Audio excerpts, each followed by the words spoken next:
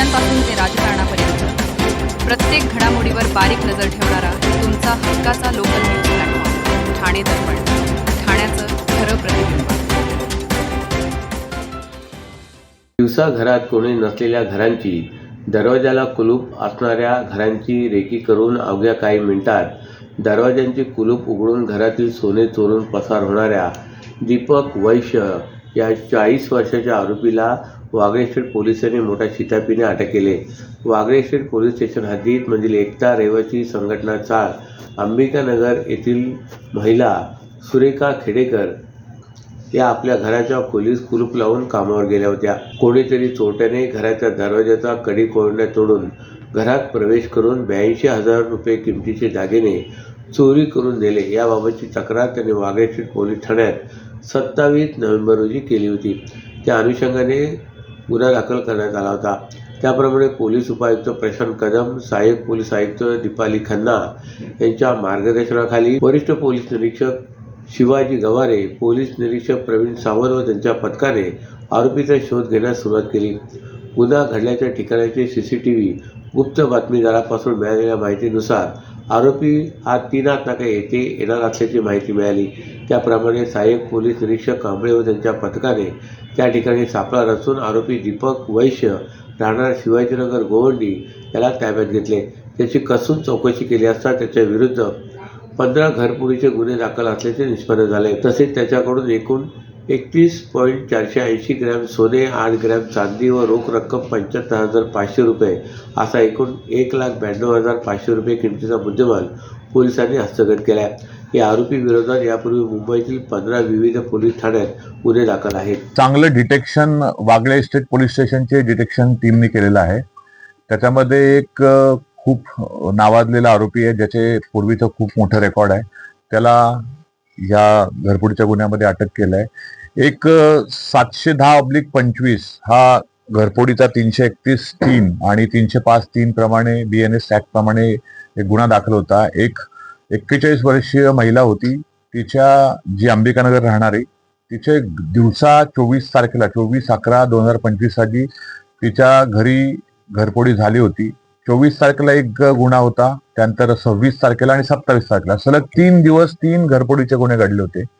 तर ह्यातला जो मुख्य मेन आरोपी आहे दीपक वैश्य, त्याचं वय 40 वर्ष आहे. तो राहणार शिवाजीनगर गोवंडी इथल्या एरियातला. त्याला आपण या घरफोडीमध्ये अटक केलेत.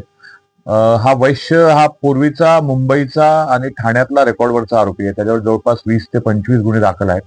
आमच्याकडे जवळपास 15 ते 16 गुन्ह्यांची यादी त्याच्यावर दाखल असलेली मिळाली आहेत. आणखी त्याच्यावरती गुन्हे होते.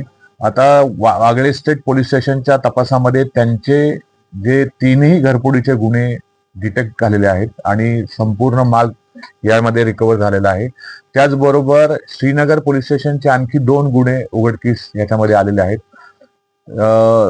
त्याची आता तपास आरोपीला त्यांच्या हँडओव्हर करून हे परत आरोपीकडून निष्पन्न होईल.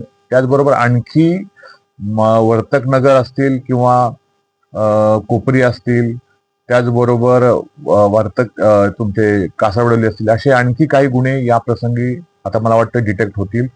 त्याला आरोपीला जवळपास 3 दिवस पोलीस कस्टडी आहे. 9 तारखेपर्यंत त्याची पोलीस कस्टडी आहे. आता परत त्याची कस्टडी वाढवण्यात येईल आणि संपूर्ण जो मुद्देमाल गेला होता या 3ही गुन्ह्यांचा 100% मुद्देमाल आपण रिकव्हर केलेला आहे.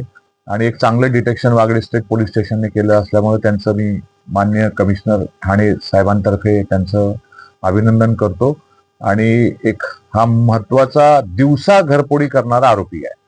ह्याची मोडच नेमका तो घरी कोण नसतं त्यावेळेस तो घर पाहणी करतो आणि कडी कोंडा तोडून किंवा त्याचा लॅच असतो तो ओपन करून तो घरफोडी करतो. स्मार्ट एकदम आरोपी आहे. मध्ये 5 ते 6 मिनिटात पूर्ण दरवाजा ओपन करून घरचे सगळे दागिने साफसफाई करून पसार होतो. रेग्युलर मास्क वापरतो.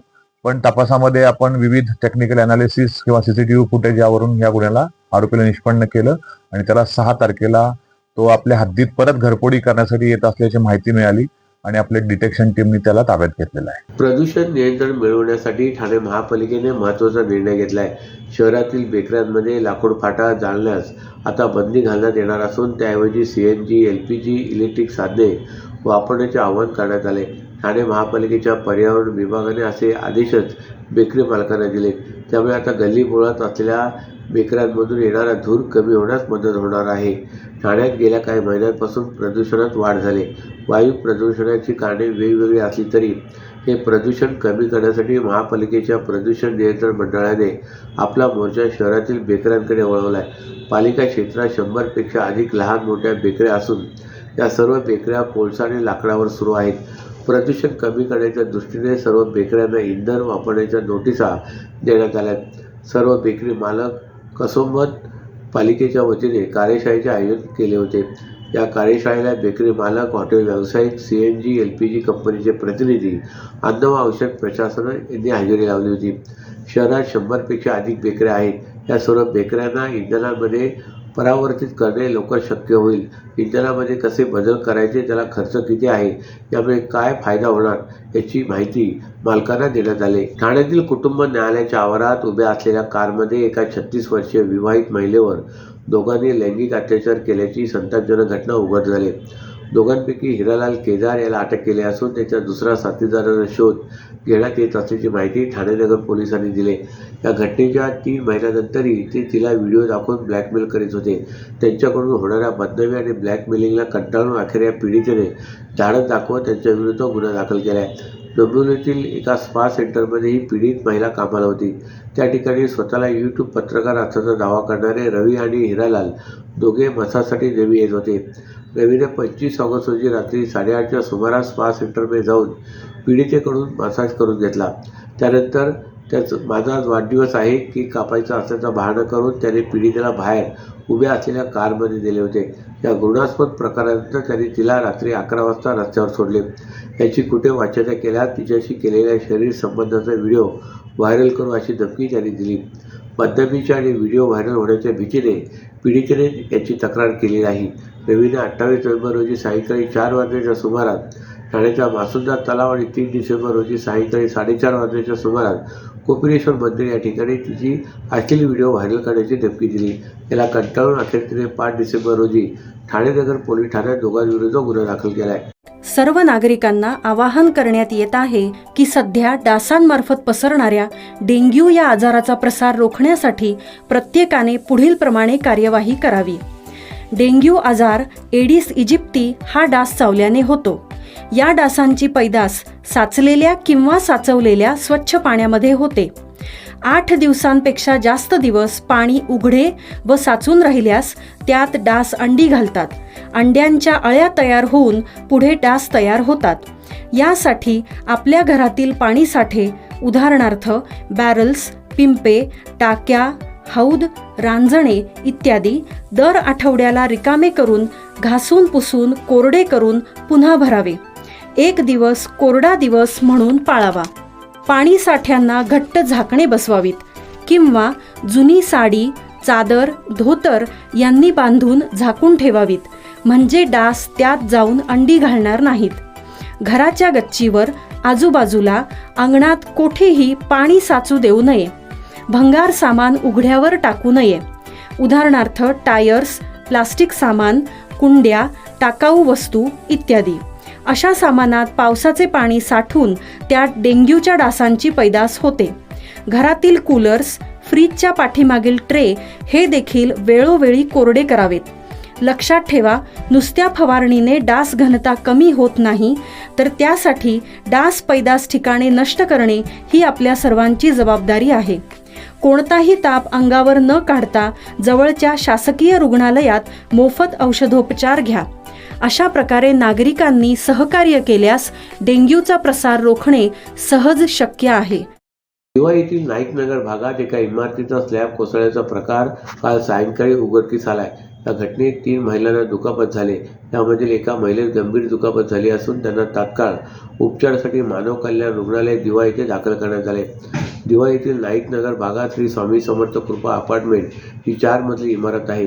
अंदाजे 10 वर्षे जुनी इमारत असून या इमारतीच्या पहिल्या मजल्यावरील संतोष यादव यांच्या घराच्या स्लॅबचा काही भाग अचानक कोसळला.